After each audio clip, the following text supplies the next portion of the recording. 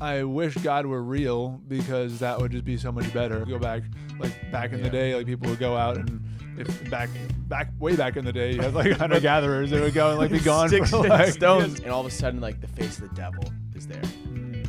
and it was something I've never seen before, and it's just straight fear, terror. I felt,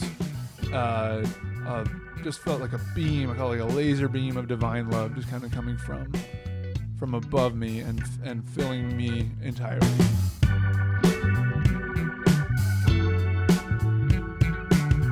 Hello, everyone, and welcome back to the Jordan Whitrock Show. I'm your host, Jordan Whitrock, and today we have a special guest.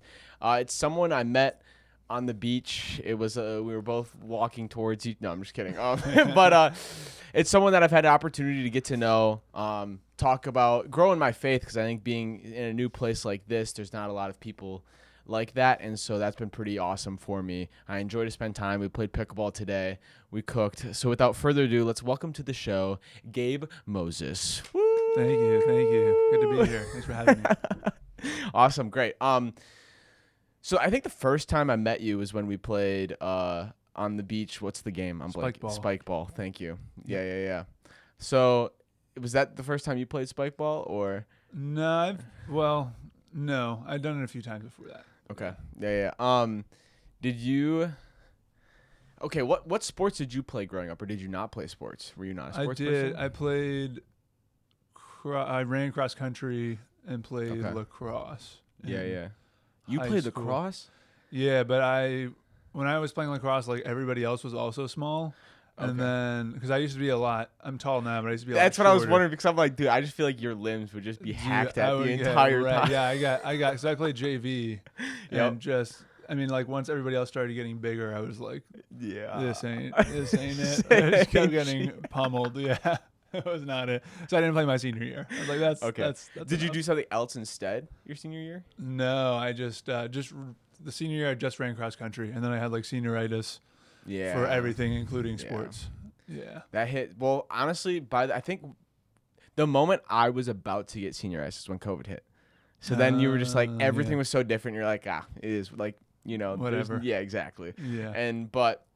So I never actually feel like I had the full senioritis that like some people. I had it a little bit in undergrad, but Yeah. I also was like very checked out. Like I just didn't have a lot going on, so I didn't have to stay there much, which was nice. But all right, okay. So we're in Savannah.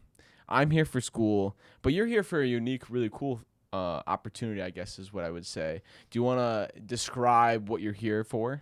Sure. Yeah, I'm here with the Mercy Volunteer Corps, which is it's similar to AmeriCorps or Peace Corps, but it's run by a faith-based organization called the Sisters of Mercy. They're a really predominant order of Catholic nuns. But they're not like the nuns you think of in the habit and everything. Okay. They're like in the trenches nuns. So they're helping.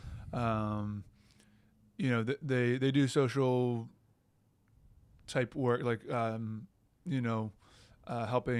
mainly helping marginalized people across the country, but also across the world. Like so Mercy Volunteer Corps is strictly in the U.S. and also Guyana, in South America. But the Sisters of Mercy is global. They started in Ireland, and they've expanded to all over. They're very prevalent in Latin America as well. Okay. Yeah. How did you fall into the opportunity of being able to go on like a mission? Yeah. So I had applied to the Peace Corps and didn't make it in because of some medical stuff. Yeah. And so a family friend got wind of that, and he had done Mercy Volunteer Corps. So he recommended that I check it out. Excuse me. And that's how he put me on, and it was like night and day between talking to the Peace Corps people and who are very super strict. I understand why they have to be this strict because they invest a lot of money and time into their volunteers, but they were super strict. It was very much like I'm a number on a list, and they were trying to find any reason to not let me go. And versus the Mercy Volunteer Corps, my point of contact there, she was just, just like an angel, just so friendly, so welcoming, and excited to have me, join the team. Excited that I was even interested in joining the team. So that was really cool. Like after I got off the phone with her, I was like, this is like, if this works out, this is what I'm gonna do. It was really cool. Good. Yeah. I've never done. I need to do community service. You know how, like, when they say, like, you hear all those people that are like, every person, every American should like devote some time of their life to like community service or whatever that is, so that they know there's something bigger than themselves. Because I think we can get lost in society today where it's like it's all about me. How can I get to where I want to go?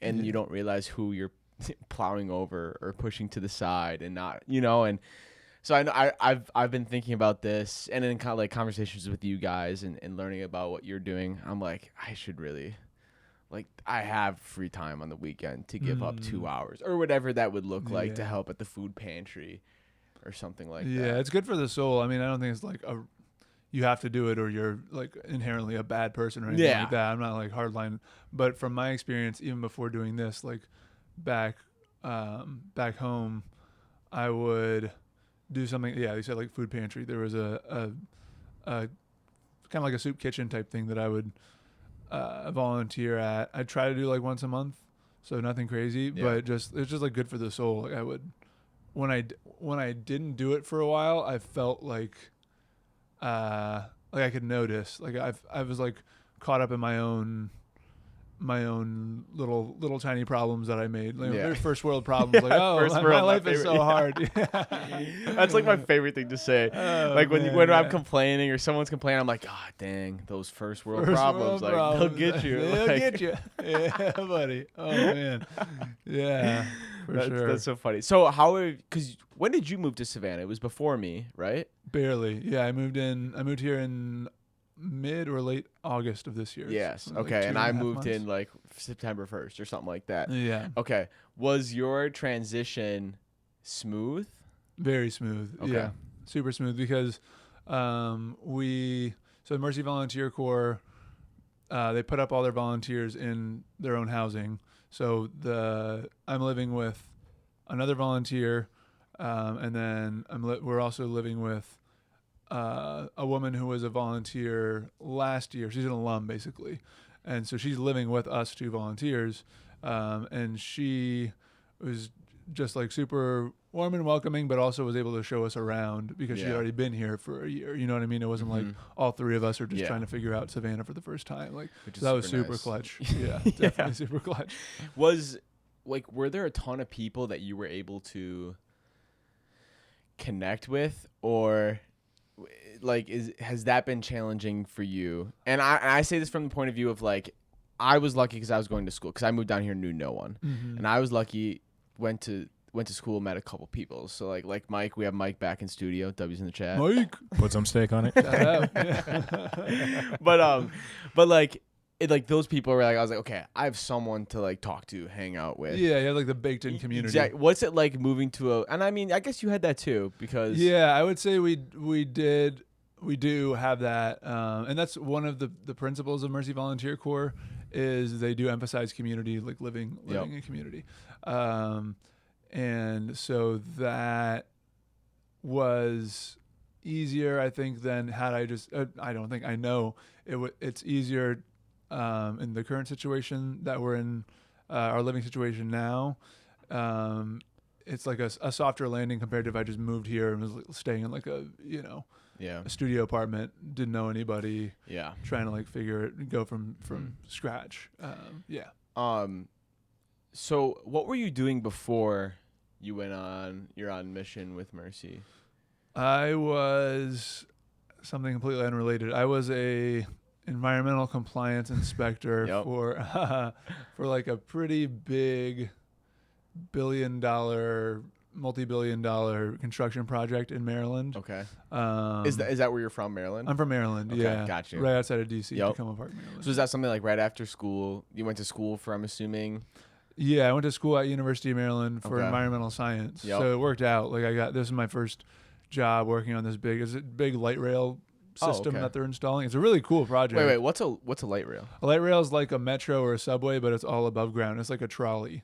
So it's powered from So overhead, as opposed to like Okay. a metro or subway. You have like the third rail. It's powered from below. You know what I mean? Oh, Yeah. I've never heard of that before. Yeah. At least there may be light rails that are powered from underneath. Maybe in So Europe, like they've, so it's like either metro, light rail, or is there any other kinds or? I mean, I've been and out then of you have business like now. locomotive, like gas powered, like rail, Yeah, like true, working on the true, railroad. true, OG. true. Yeah. OG railroads. Got some But in terms of coal. yeah, exactly. But in terms of Steam. electric, yeah, I think you just have like overhead power versus So you have metro in New York, right? And then in Chicago you have the rail system above. yeah, I call it light rail. Yeah. And that's a light rail yeah. compared to I didn't know that. Yeah, so like New York, DC, when it's going like Oh. underground, you have the third rail that like will kill you immediately if you even like look at it too hard.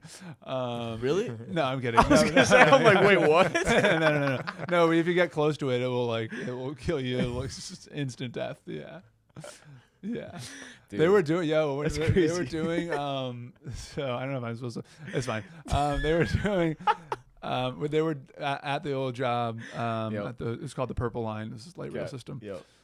We were doing safety training because they were going to start powering it's called the overhead catenary system. It's like Yep. the overhead power system, and they were going to start running, doing test runs with the trains. They had to energize it. Yeah. And so before they could energize it, we all had to go through like safety training. Oh, okay.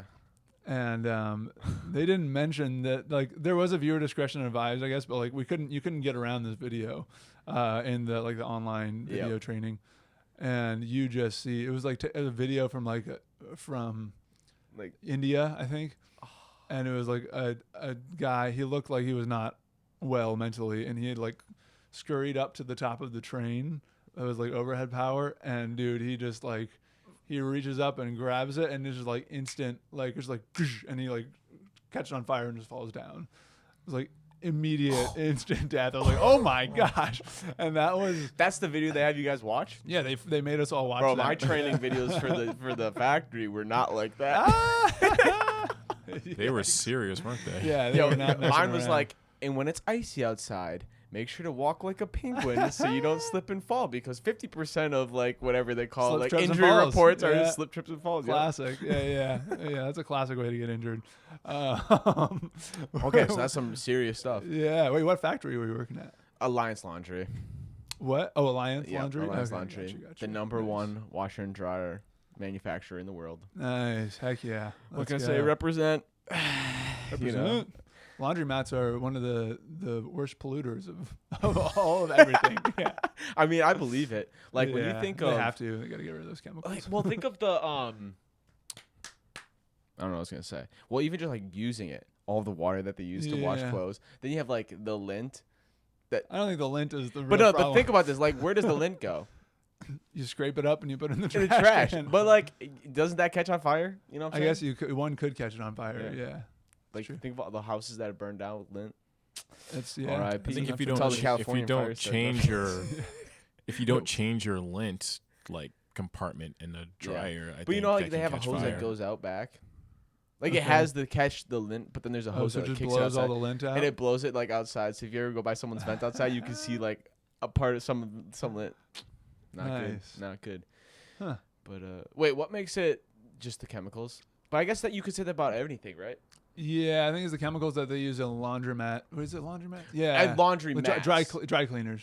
Yeah. But that's true because when I was younger, my dad was looking at buying the laundromat that was like in the city because he just always wanted to be a business owner. Okay.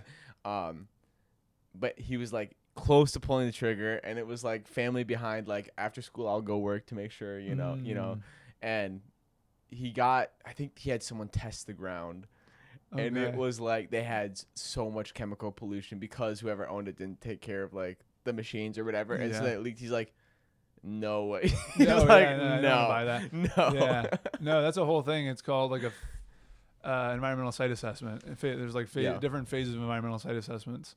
That would have probably been phase 2, where they actually like take a soil core of the ground and they're like, oh, this is full of terrible stuff. You do not want to be, because once you buy it, then you're responsible for mitigating. And he's like, nah, we don't need them 50 cents. But that's like why they like, that's known in the environmental site assessment world, is like sites that used to be, landfills are obviously really bad, but laundromats or dry cleaners or whatever, they're notorious. Like a paper mill is worse, right? I don't know. Yeah, I'm not sure. Just think of like back then, the paper mills, because like all factories were in the river, like next to a river, right? Yeah, it's probably not great. Just pouring that sludge straight into the water source for everyone. Yeah. So those are my favorite like episodes of like TV shows, like westerns or whatever, and they're like, oh, Susanna's all poisoned up. What could that be? And then like the doctor like goes over and's like, this water's poison. And it's like, how did that happen? And then there's like some guys gold mining with like chemicals and shit like up the river. And then they're like, sorry, like we're making money here. We don't care about you people. And fucking nerds. Yep, and then Susie dies. Yeah, that's the way she goes. Well, there was a big, I don't remember when or where, but it was like in a big river in a city that just straight up caught on fire. Because like there was so much. It was the Hudson. Was it the Hudson? And that's what actually caused them to be like, you know what? Maybe we've been using too many chemicals if our lakes are starting on fire. Our rivers or whatever. Yeah.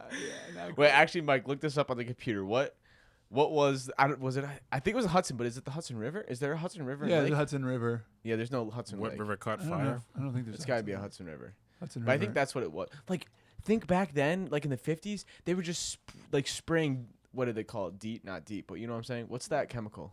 Well, yeah, I mean DEET. If you're talking like, it was like DDT was a big one. Yeah. And it's just like kids playing outside, Diamond Dallas Page, and they're just spraying it over all of the kids to like, DDP. And they're like, it's healthy. What were you saying, Mike? I thought you said DDP, but it's DDT. Diamond Dallas Page. Oh yeah. Oh. Wrestling reference, but anyway. Okay. It also makes it also causes DDT. I think causes that's a wrestling move. Bald eagle. Hit him with the DDT. I think it causes bald eagle eggs to be soft. Yeah. Yep. But to answer your question, yes, the Hudson River has caught fire. W's. But it was not one single event like the famous Cuyahoga River fire. Cuyahoga? I think I pronounced that right. Just sound it out. Cuyahoga. Cuyahoga, no. Cuyahoga. Rather, multiple oil slicks caught fire over the years. The most notable fire occurred on June 22nd, 1969, which sparked a major national environmental movement leading to the Clean Water Act and the creation of the Environmental Protection Agency. Think about like when you just be like in the pool and they'd just be spraying that stuff right next to you. Yeah, like it's pretty wild. The chlorine. Those were the days. Yeah, and then they'd also be like, "Yo, have a cigarette. It's fine." Yeah, have a cigarette, 6-year-old boy. No, I was too. I love Neil deGrasse Tyson, and he's always like, because there's like, what time? If you could go back in time, what time would you live in? Or like, and he's like, there's literally no better time than today. Oh, for sure. Yeah, he's like, because everyone's like, oh, there's so much violence or whatever. He's like, literally, 2,000 men would die an hour or like a day or whatever. He's like during World War II, and then it's like, true. Yeah. Well, I've heard that now currently. Maybe you can confirm this, Mike. I don't know. I don't want to spit fake news, but I've heard that now, like today, one is the least likely to die by the hand of another human being in all of human history. Yeah. And like now we have social media, so you know about all the wars and the mass shootings and the this and that. So everybody's scared, rightfully so. But yeah, it's the best time that it's ever been ever. And it's tough. They were talking about the like moon and like how he's like, I don't think we'll ever land on another planet like space wide. Are you the least likely to die now? Yeah, what's it say? It's a bunch of links and such. Don't click the links. I don't want the virus now. No, but they were saying like they're most likely we're not gonna like land on another planet kind of thing in our lifetime.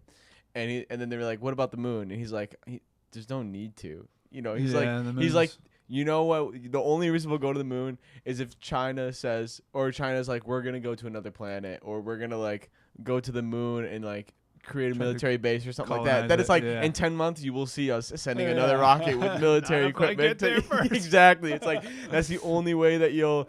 See, which reminds me of the funny satirical was it Space Force? I think Spaceballs? No, Space Force. It's the Netflix show with where what's the guy's name? Elon Musk from The Office. Jim, Michael, who plays Michael? Oh, Steve Carell. Steve Carell plays like the 5-star general that gets promoted to be the head of the Space Force or whatever. I do remember that. That came out a while ago. Yeah, right? it came out a while. Yeah, it had 2 seasons or whatever. But it's just that reminds me of that where the Chinese are like just beating the crap out of them. Yeah. Well, the reason a huge reason we got to the moon first was because we took a bunch of, like Operation Paperclip, where we poached a bunch of Nazi scientists. Yes. And that were just the best of I don't know. We're like, we won't, hang you, I guess, if you come and. No, it's fair. Yeah, I mean. I got a little something on that death thing. All right. It says, when I say, are you least likely to die now? It says, no, it's not accurate, as you are the least likely to die now, as this varies significantly by age and location, and overall life expectancy trends are complex. I think I misunderstood the It's over here like, if you have cancer and you suffer from Alzheimer's, you are most likely not to live long. But it says life expectancy has declined in recent years. I believe that. That's true. I believe that. I think I have seen that, which is sad. Well, yeah, the thing I was talking about was specifically to least likely to die by the hands of another human being. So you're least likely to get murked, killed, murdered, whatever, killed in battle or whatever. Because now we have drones, so we can just drone strike people from afar. But like, wouldn't that still be killing people? I guess, yeah, but it's not us. USA. No, I'm kidding. That's bad. That's really bad. Sorry. Clip that. Clip that. No, dude. You know what's crazy? To think back to like when the nuclear war was going on, right? Cold War, and they had to like hide under desks and stuff. Yeah. And like the boomers are like, that was like so crazy back then. We had to like hide under a desk, and it's like, dude, we had to hide in corners of rooms because actual people with real guns are trying to kill us, and we did nothing but try to learn what 4 + 4 was. You know what I'm saying? Yeah. And if there's a nuclear bomb under the desk, that don't matter. Yeah. Nothing's gonna happen. You're toast. Like. Yeah. No, that is the whole phenomenon of mass shootings, specifically school shootings, is a wild one. Just what a time to be alive. I don't know how, like, why that specifically became. I know there's, everyone and their mother has a gun, but that's not. People had, high-powered weapons in the 90s too, and it wasn't as big. I personally think it's part of it is the news.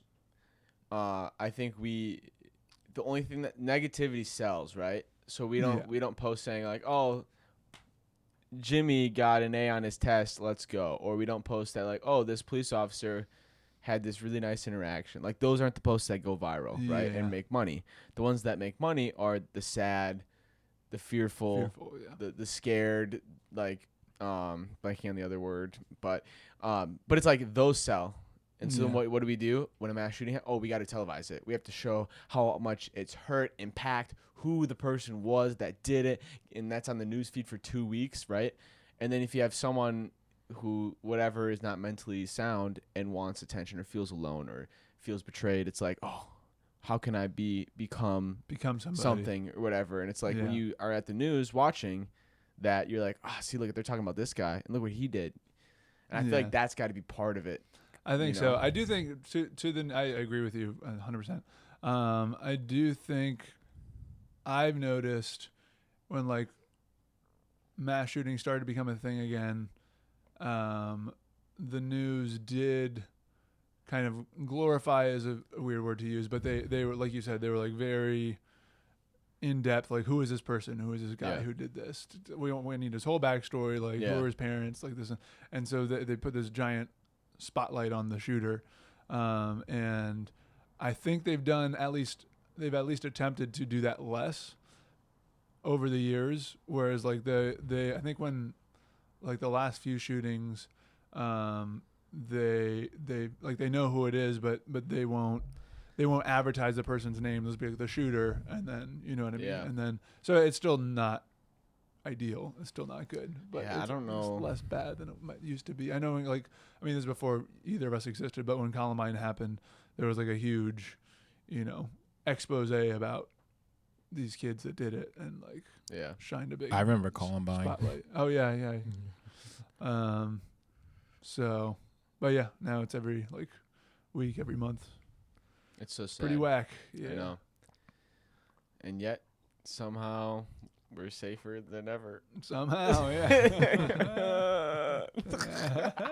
Are we though? No, it's not funny, but sometimes I feel like all you can do is laugh within reason, because there's so many things that go on that you're like, what? Yeah. But because we're such a worldly culture, and you know, like, we know too much information. I should not know what's going on in Montana right now. Yeah. Because I can't do anything to affect it, and it can't really do anything to affect me, you know? Yeah. But I'll still look up news feeds, and it's like, you know, and I'm not saying I find Montana news feed all the time, but it's like that an example where it's like, do I really need to know what's going on exactly in India? Or can I live my life without, you know, it's like, there's a couple times where I get sucked into the news and I'm like watching it and all that stuff, or big things going on, you know, and then I'm like, oh, I kind of feel depressed, or like just like a little bit slower and down. And then I'm like, what's different? Oh, I've just been watching negative stuff and I can't do anything to change it. Yeah. I just can literally continue living my life. And so it's like, well, what's the difference between watching the news, you know? And it's like, okay, I need to then it's like, okay, instead of making my life about news, staying up to date, how about instead I like give myself 30 minutes to just catch up with the big things that have happened, you know, whether that's the stock market, you know, a presidential something or other, you know. Right. Yeah. No, I heard a sermon that, and the pastor was talking about how there was I don't know if it was a study or just somebody realized this, but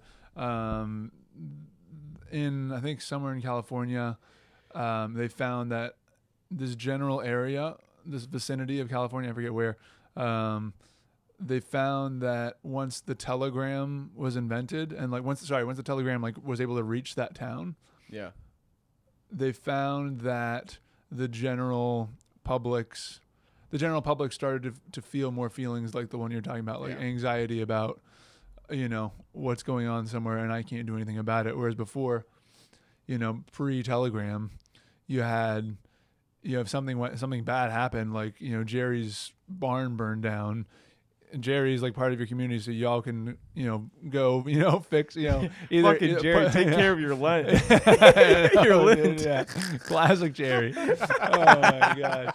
Don't get me started. Sorry. But yeah, when Klutz McGee Jerry like kicks over a lamp and starts like a fire in his barn, the town can kind of go and rally around him and either put the fire out, or if it's too late, if it's you know, raise a barn. If it's FUBAR, just bring the barn, you know, raise the barn back up. And so it's like, something bad happened, but we can actually do something about it, versus something bad happened and there's nothing I can do about it, and what do I do with that feeling? Yeah. And that's, now today we're just being flooded with that feeling. Yeah. There's so much, like, no, we don't have to get into it because we're happy. Yeah, that's what we are. Yeah. Dude, okay.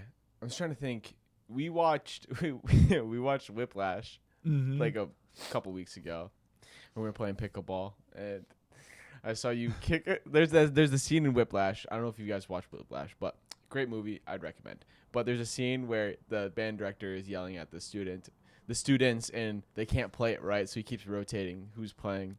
And the drummers. The drummers. And one of them gets into the chair, and it's like 3 hours they've been doing this, and he goes and he like sits and then like lowers or raises the seat. And then I'm not gonna say what he says because I can't, but he basically to the effect of like, you idiot, do you think the changing the seat's gonna solve the issue? Or Yeah, changing the seat, that'll fix it. Yeah. So then we were playing, and we kept picking up leaves and throwing them off, and then I was like, idiot, you think moving the leaves gonna make you better?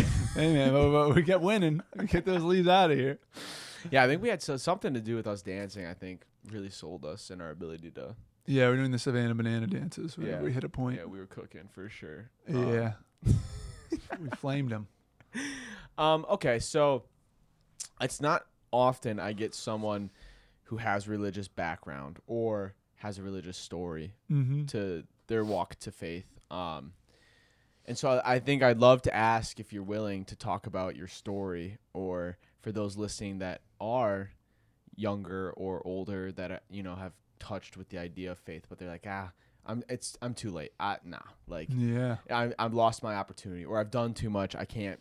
It's not going to work. And then sadly, there's a lot of people out there that are like that were close to the faith and walked away, or whatever that is. And so I'm curious if you'd be willing to share your story of how you continued as a Christian, became a Christian, all that kind of stuff.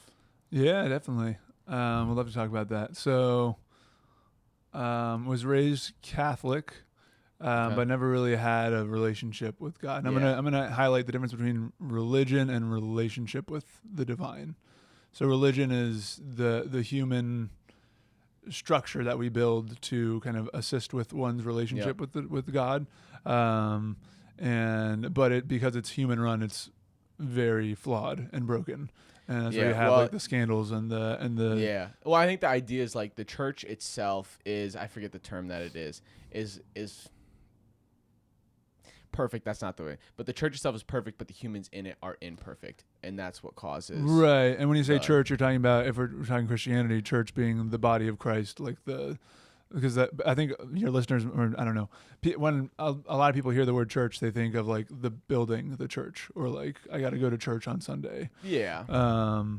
Whereas the, like you said, the people, the humans that make up that church in the Bible, church is considered, the body of Christ, meaning the people that follow Jesus.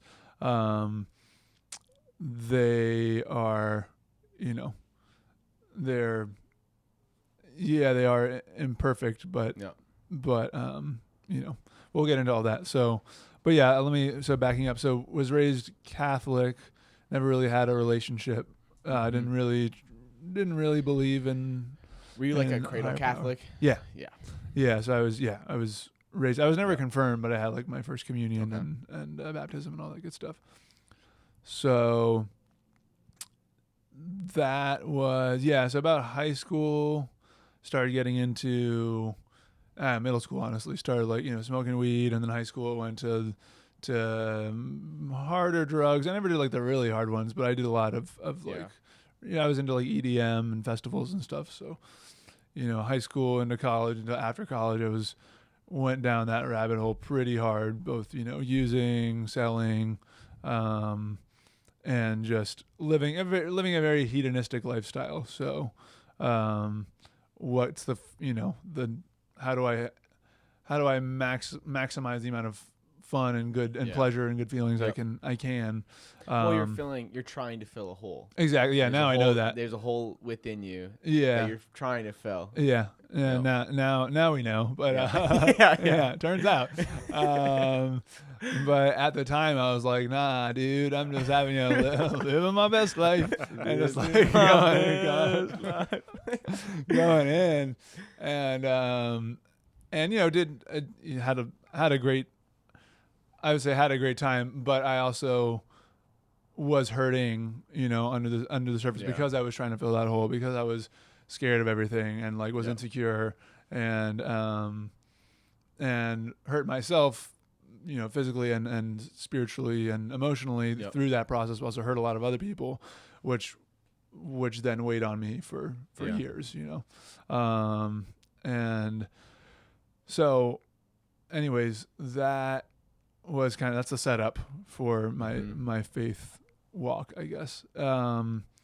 I call it an OD. I took a little too much of everything, at a festival in the UK. Gotcha. And I had a seizure, so I would call it an overdose. I don't know if it technically was, but had a grand mal seizure, full body. I blacked out for it, and in hindsight now I know this. I was being protected, but like the way I fell, I was surrounded by friends. I was in a tent, and I fell back perfectly, and my head was kind of cradled perfectly in the corner of the tent. So like if you have a seizure or you faint or whatever, you fall. Usually, the head injuries are like the worst. Like that's how you get seriously hurt or killed. But like my head was perfectly, gently caught by the corner of like the fabric of the tent. Just so broke the fall, and I like tweaked my back a little bit. But all things considered, it was a blessing. And anyways, so that happened. And that's what scared me into sobriety. Because I was like, if I keep going down this road, and I'd put myself in like sketchy situations leading up to that, and I'd had a few warnings of like, you need to, at first it was you need to slow down, Gabe. Like don't be doing all that. Just like try to moderate. This whole time, is it like eating at you? Like, are you having an internal fight with yourself of like, I'm doing this. It's wrong, but there's no other, like, there's no option. Like, I don't know why I'm feeling this is wrong, because to me it's not, and that's why I'm continuing to do it. Was there any battle like that? A little bit, but I wasn't like aware enough to be like, this is wrong so much, but I just like I was in the cycle. Like I would go, do like, I don't know, like a cocaine binge, for example. Yeah. And then I would be like, this is awesome. This is the best thing ever. And then I'd come down and I'd be like, this is the worst thing ever. Okay. But then I would like just, kind of like goldfish memory, be like, oh, but you just try to focus on the good and be like, oh, it's worth it. Let's go do it again. But like in hindsight, like that whole season of life was just an absolute roller coaster. And so, so that scared me into sobriety. And so I stopped everything, except for nicotine for a time, but like any mind altering chemicals. Was that a challenge to you or no? At first it was, because this was like during COVID. Oh, wow. No, it wasn't. When was it? It was like the OD happened in September of 2021. So we were still like a little bit COVID-y, but not. It wasn't like the hard. In the heart of COVID, that's when I was going hard on the drugs, because it was like living in an apartment with my buddy. And it's like, what else are we gonna do? Everyone. Yeah. I mean, sad, but so many households broke up. Yeah. Stuff like that, just because you find out that you didn't marry the person for the right reasons until you're like actually living with them, and you're like, oh, I can't just run away to do what I want to do. Yeah. That's hard. Or this was only built on lust or looks and all that kind of stuff. There was no personal connection, and that hurt a lot of families. Yeah, it definitely did, and that's unfortunate. I also don't. Side note, I don't think human like husband and wives or partners were designed to be together 24/7 like all the time. I think that if you go back in the day, like people would go out, and if way back in the day you had like hunter gatherers, they would go and like be gone for like stones. You would have the hunters and gatherers. The men would go off and go to hunt. work or whatever. Which was like, that's go to work is go get the meat or bring home the bacon, partner. Exactly, literally. Exactly. And then you would have the night, or you'd be gone multiple days and then come back and then spend the week before you'd have to go out again. And you didn't have a smartphone, so you weren't like checking in with each other throughout the workday. Oh, I think that's messed up big thing. More people than it's just the whole. I fell into that big time, like especially in high school, and you're like immature and dumb, and you're just like texting to like 4 a.m. Yeah, it's not healthy. And you're like, but then like because you're having all this conversation, but not in person. So then when you actually see the person in public, you're like, I know like a lot of deep stuff about you, but I don't feel like I know you because I never actually talked with you. Yeah. And now I'm like shy and self-conscious because like stuff about me, but like you didn't actually make that connection. Yeah. And I think that for me has been something challenging, where it's like now I'm like, okay, I don't want to text you. It's like I have to trust that in a relationship you have to trust the other person. So that means you have to trust that they're not going out and partying or doing stuff that they shouldn't be doing, and I think I I have trust issues. So it's like then until you start finding out more stuff about it. Oh, that's why I'm texting you, because I'm insecure. You know, yeah, and no, like, that's good. yeah, It's good to be aware of that for sure. Yeah, and you and many other people. So Yeah, that tale is all the time for our generation, for sure. So anyway, where was I? COVID's ending. Yeah, COVID. Yeah, I think You and you decide- asked if it was hard to get sober. Yeah, I mean, like so like COVID. During COVID, we would I thank God I had a job. At the old light rail, working on the railroad. But the weekend was just like, let's just get absolutely wrecked, because like what else are we gonna do? So whether it was just drinking and drugs or whatever. But that trained my mind, I guess. And it wasn't just it was just college too, but especially during COVID, it was like, when I'm not working and I don't have to work in the morning, I'm just gonna get as lit as I can. Like, I'm gonna get as inebriated as I can without going over the top, and just like really ride that line, because I have nothing, like that's my only source of joy. You know what I mean? That's not true, but it was. Yep. But so then when I got sober and the weekend rolled around, I'm like, what do I, like I was so used to doing this thing, and it's like now I gotta freaking, now what do I do? So there's a lot of like, oh well, now what? And this kind of sucks. This is boring. Yeah. Yep. So, but it was tough the first few months, and like I couldn't go to places where people were drinking, and now I'm comfortable with it. Did you like your job at that time? Like, was that an escape kind of, or? I didn't hate it. I didn't strongly dislike it, but it was just like, it was a place to go that wasn't my apartment. So I'm really grateful for it. It was a good, stable. So just say, because I bet there's people out there that you just hate your job. So it's like, damn, I hate what I'm doing right now, not being able to do what I want to do. Yeah. And then I go do something that I absolutely despise. Yeah. I feel like that'd be a terrible cycle. That would suck. Yeah. So that's why I'm super blessed that I had a job, and that the job was, good enough. I never hated the job. Yeah. So anywho, getting sober was a task. I did it, and I basically just kind of went cold turkey. Mm-hmm.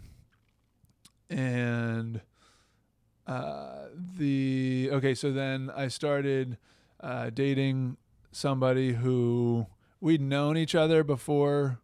We'd known each other, before we'd been involved before, but we didn't start like officially dating until it would have been like summer of 22. Yeah, summer 2022. And she was recently sober and like born again Christian. Like she'd had like a crazy experience that she couldn't explain away any other way. And so I was sober when I first met this person. She was not sober, and I was recently sober. Gotcha. And so I got to see her progression from like when we first met, and then she had her experience, brought her to Jesus, and also got her sober, and I could tell the shift. Yeah. And I was like, well, now there's something, like there's potential here. So now like maybe we could. So we started dating, and anyway, so we were dating for a few months. She invited me to her church, and mind you, the few months leading up to this, I was like starting to get a little curious about. That's what I was curious. Faith. Like, was faith in something in the forefront of your mind, or not really? Still, it was in the back, but it was starting to like it was growing. Like she was, I guess, planting those seeds just by dating somebody who has submitted their life, committed their life to Christ. It's like so it got me thinking for sure, and that. So then she invited me to church, and I was like, okay, well, I'm down to check it out. And like the whole time I was like, I wish God were real, because that would just be so much better, right? Like it would be so much like it's so much easier. Yeah, it would be so much better if God were real, and I could believe in God, because and again I was thinking like a classic like logical atheist. I was like, well, because the studies show, the statistics show that people that believe in God have longer, healthier, happier lives. Yeah. That's just a fact. Yeah. So I was like, I want that. Too bad God doesn't exist. Otherwise, I'd be up in that. Yeah. Okay. So Did you? I forget what they call it. It's not atheist. Agnostic. But like, thank you. Were you agnostic or were you full atheist? I was pretty much atheist. Yeah, I mean, I wasn't Oh. like hard line, but I didn't really think about it when I was using, and then Gotcha. I got so, and I only really started thinking about it when I started dating this person, Gotcha. and yeah. and so, and then I guess I kind of went from atheist to agnostic, like maybe there is something. Yeah. I was kind of curious thinking about it, and so I kind of came around to like over those months I started going to church with her and really like the people, like the music, like the church, very different because it's non-denominational, very different from like the Catholic upbringing. Yeah. And I was like, wow, this is actually like fun, and the seats are I don't have to like kneel and stand on the uncomfortable like wooden pews. It's like I got like a nice squishy seat. I was like, this is sick. I was like, I'm walking on Easy Street, so that was that was pretty nice. But okay, so I started to come around to the idea of a higher power, and but I was like, but it ain't Jesus. Like it's not any like human made in my mind at the time. Yep. There's no human made religion. Like they all say basically the same thing. Yep. And so I think there may be a higher power, there may be the divine, but it's not any one human religion. No one human religion is the right one. Eventually that came up in conversation with me and my girlfriend at the time, and she suggested, like, why don't you try reading through the Gospels for yourself? Yeah. Like just to learn more about like what's Jesus about. Yeah, exactly. Yeah, Gospels, the four stories of Jesus, Matthew, Mark, Luke, and John.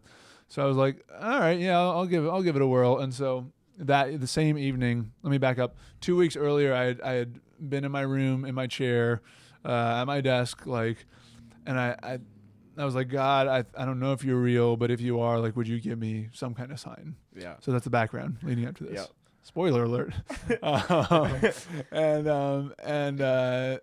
So anyways, so then 2 weeks after that prayer, I sit down in the same chair, same room, and I open up the first gospel, the Gospel of Matthew, and I'm reading through it, and I start to feel pretty good, like I feel like kind of sentimental, like I'm in a good mood, like elevated mood.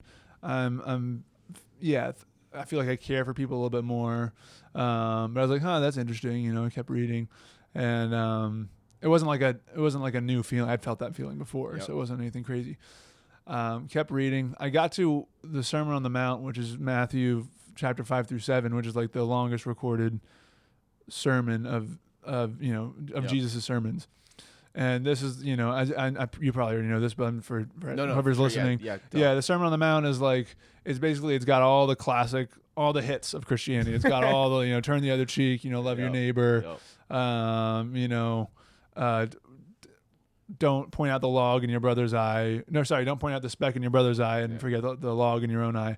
So all if anybody, whether they're Christian or not, if you were to read through the Sermon on the Mount, you would see a bunch of stuff that you've heard before. It's like you've got all the classics. Yep. I bring that up because it's basically if somebody were to ask what does it mean to follow Jesus, I would direct them like in the shortest, most concise way to answer that question would be read the Sermon on the Mount, because he covers everything basically. And so, but that's significant because of what happened next. So I was got to the Sermon on the Mount, was reading through, and then I had this like insane divine encounter where it was like I felt, just felt like a beam. I call it like a laser beam of divine love, just kind of coming from above me and filling me entirely. And I felt so full of love, and then that love then passed through me, and I felt this love extended to everybody in my life, like not just friends and family, but like people that I like, a friend I hadn't thought about in years, a homeless guy I saw 2 days ago, just like coursing through me. And then I also felt this intense love and acceptance of myself in a way that I never even thought possible. Like after all the years of like being insecure and like doing drugs to cover that up, and hurting people and then feeling terrible about it. And then that stuck with me, right? That haunted me. And so in my heart, I was like, at the time, I was like, I'm not, like, I had really low self-esteem, medium low, medium, not worthy, unworthy. And I saw like all my weaknesses, and it was like glaring, and like I would downplay my strengths and focus on my weaknesses all the time, and all that just freaking just shifted, like all that negativity just at once just fell away, and I could see like my true self. I feel like my full potential without any of the negative, none of the devil stuff. tricks. Yeah, exactly. Yep. Yeah. Sneaky. But without any of that, and just was, I felt so much love from myself in a way I didn't even think was possible. And so that was like the spiritual side of it. It felt very euphoric, but the physical side, it felt like I just like done a huge line of cocaine mixed with Molly. Like it was like to a T. It was like, I know this feeling. Yeah. Like the lips start to go and like heart's thumping, and like palms are sweating, and like eyes are dilating, and just like you get the chills. I couldn't sit still. I had to move. I was like I was geeking basically. Yeah. And like just hyper focused, locked in. Like, this is awesome. Like reading, boom, boom, boom, boom, boom.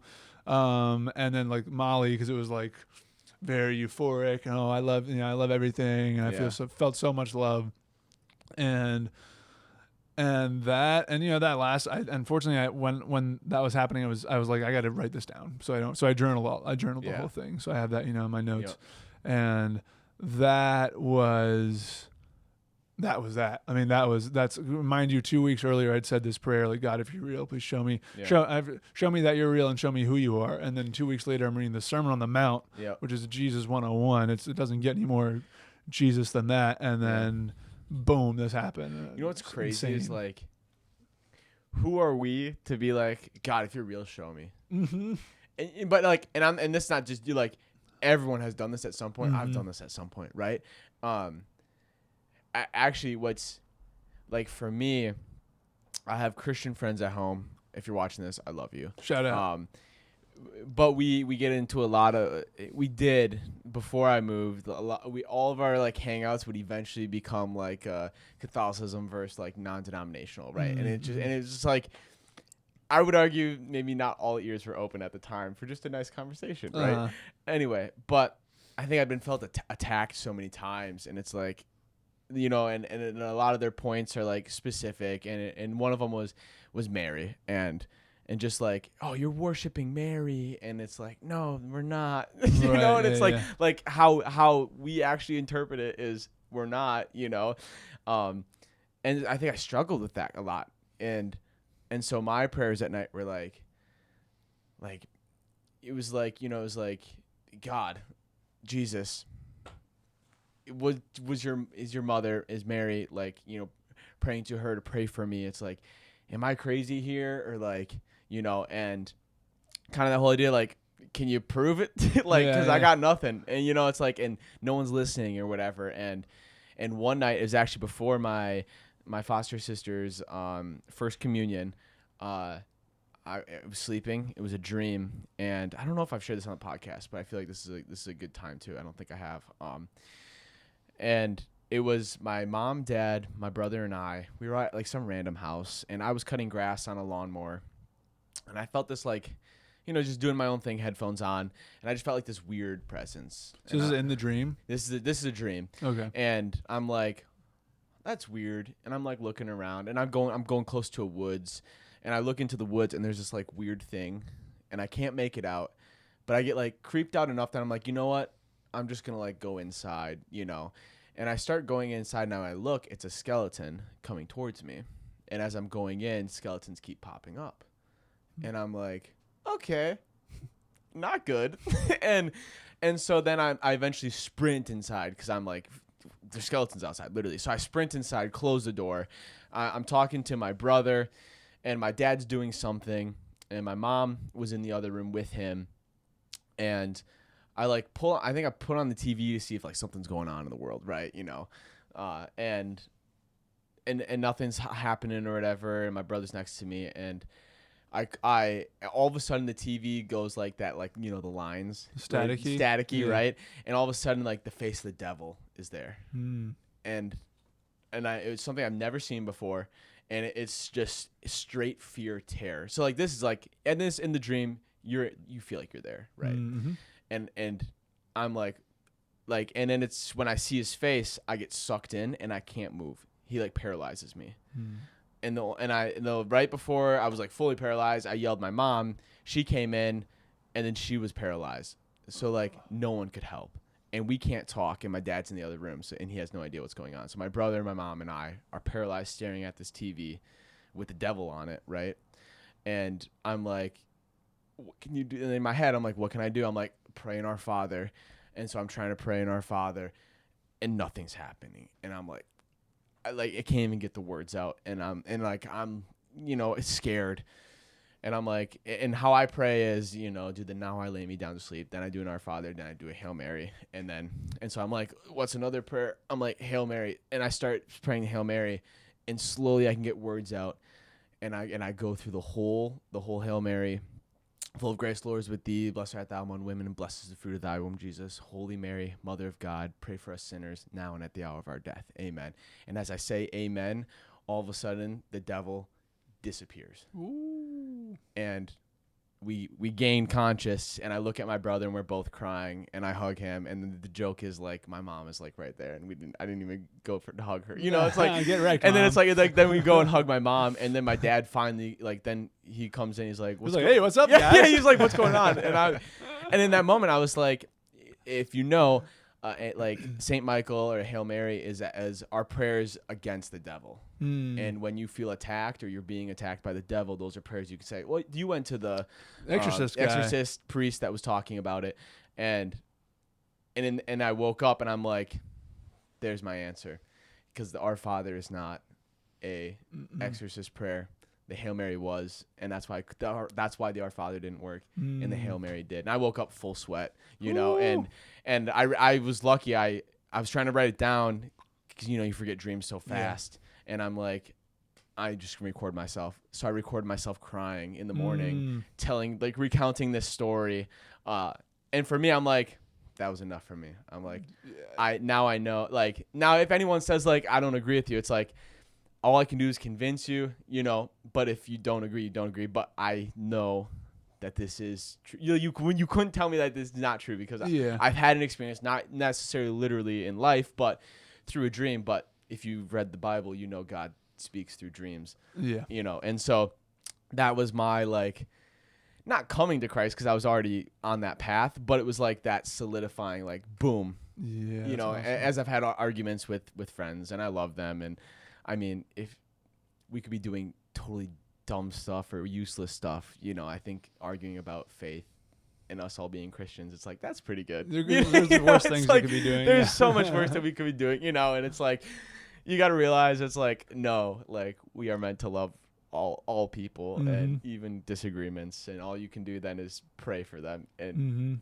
they can pray for you, or however that works. But that's cool. Yeah, thanks for sharing. That's intense. Yeah. That is definitely intense. And I remember I like knocked on my brother's door, because it was like morning of the first communion. Everyone was still sleeping, and I ran to my brother. I'm like, I couldn't talk. I was like, you watch. I'm like, and he was like, what the fuck? He's like, that's crazy. And then I remember I like knocked on my mom's door, and I was like, you gotta watch this or whatever. But then I closed the door or whatever, and I came, and she's like, she was in tears, and she was like, that's intense, like, that's crazy, you know, like, you know, a crazy story. But I think I've never felt like I had a moment like that my whole life. And I don't feel, and it, you know, I'm wrong for this, but I felt like I deserved it. Like before it happened, I think you can feel like, well, God, show yourself to me, and you're like, you know, and it's like, no, I don't have to, you know. And that's what faith is. Is not having seen it, you know. And I think that's why the apostles died the way they died, because they were willing to die for the faith, and they were the ones that saw all that and believed in it. And you have to trust that that's passed down, and what that is true, you know. And like, when an atheist says like, no, it's not, it's like, okay, then I mean, what's we the point of your can't life? prove. Yeah, exactly. Yeah, Yeah. no, and I got to the point where I realized like, okay, I've seen too much. Yeah. Like I can't go back because now I've seen and know too much, and also for me to now continue to be atheist would actually require more faith than believing in Jesus. Explain that. So like for me, like if going through like having this encounter and then multiple other encounters, this is just the first and most intense one that I've ever had. Yeah. Like, and also just like doing my research into like who like what are you call it like apologetics, but like looking into what's like the evidence, quote unquote, because nobody can prove that God is real. So to like argue against is to do. Well, and there's so many people you hear where they're like, I'm gonna prove you wrong, and yeah. Well, shit, this kind of be making sense. yeah, exactly. But I read a book called The Case for Christ, which have you read that one? No. Okay, highly recommend for any believer and also anybody who's like faith Teetering. curious. Yeah, teetering. That's a good word. Because it's a whole book basically of this guy. He's a pretty heavy hitting detective journalist. I don't know what the word is. Okay. I can't think of the word. It's not detective journal, but he does journalism in a detective type. Like he's going and covering like murders and investigative journalism. That's the word. He's an investigative journalist, and I think he's based in Chicago. His wife, he's living a life that's pretty I guess hedonistic. Just like you know. He's working hard, but he's playing hard and drinking a lot.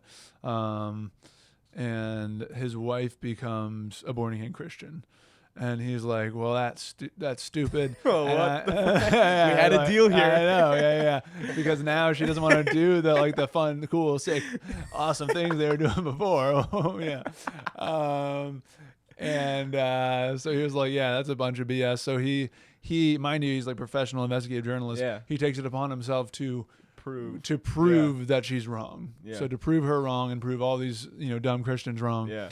And he goes and he interviews a bunch of scholars, and he treats it as though it's one of his cases. Like he tries to cover all the bases. Yep. And it's not a perfect it's never perfect. No one person can cover every single base that anybody ever has, but he covers a lot of the common arguments against Jesus, against Jesus, either Jesus existing or more so just Jesus' deity. Most people agree that Jesus existed. Yeah. But where the disagreement is is he God?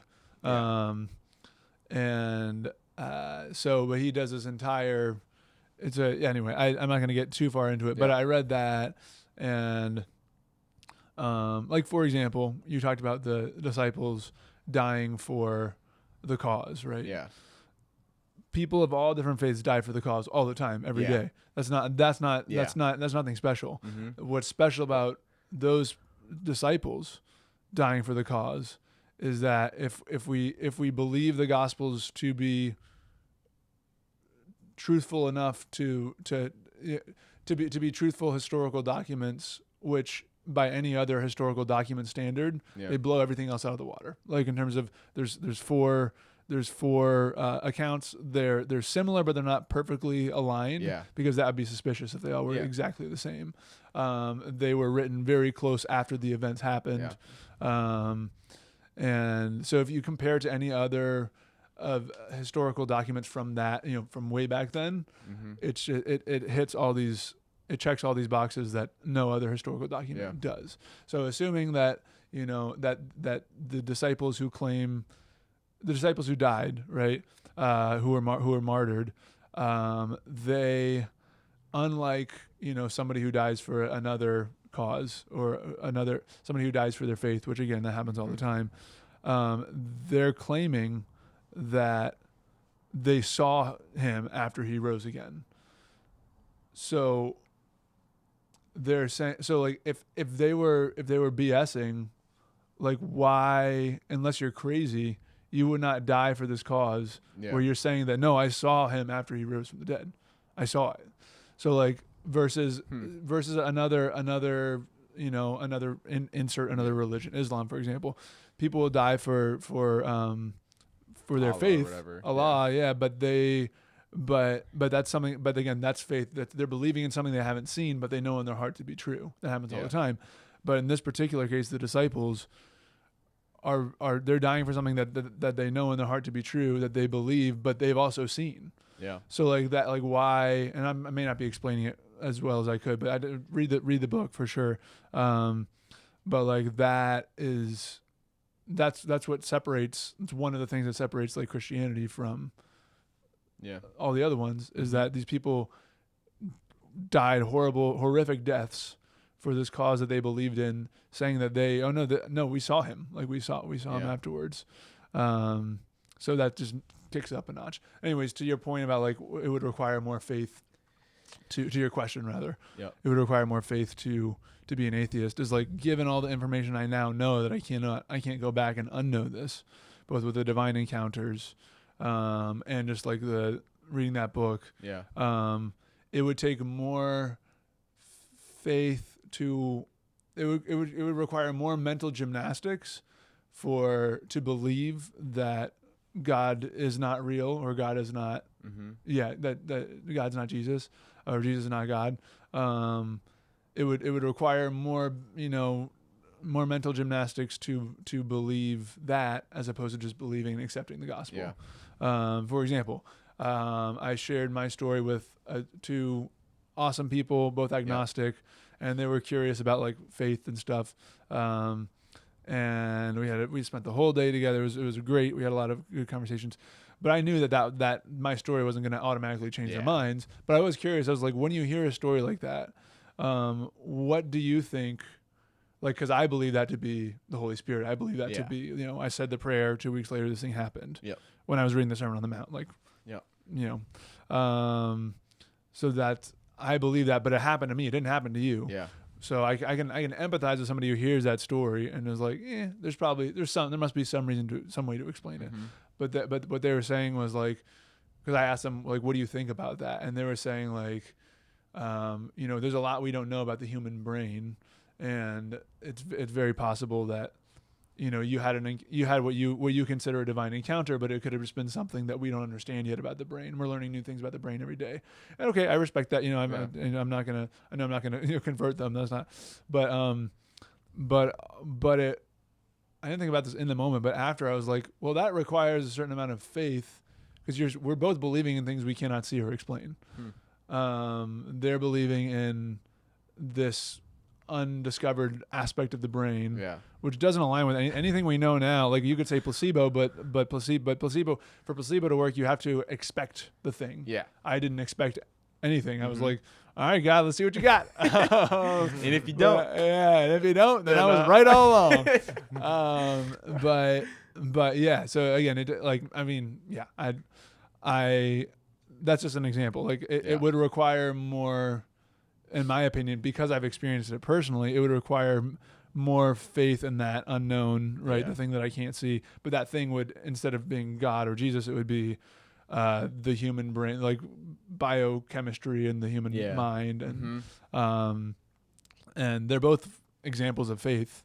But it's like, why would I believe in the thing that didn't really get me anywhere in life versus this?